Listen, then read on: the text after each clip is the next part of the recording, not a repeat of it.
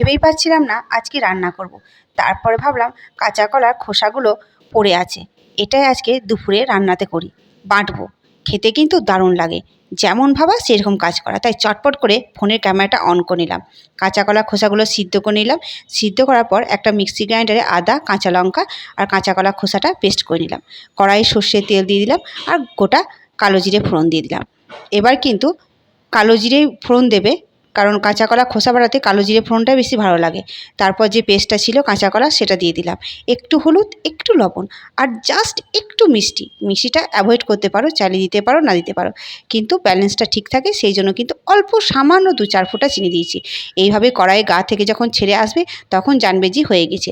আমার পুরো হয়ে গেছে কাঁচা কলা খোসা বাটা। এবার এটাকে নামিয়ে জাস্ট ওপর থেকে একটু লেবুর রস। অসাম! দুপুরে একতলা ভাতে আর কিচ্ছু লাগবে না। আজকে দুপুরের রান্নাটা কিন্তু জাস্ট জমে গিয়েছিল এই কাঁচা কলার খোসা বাটা।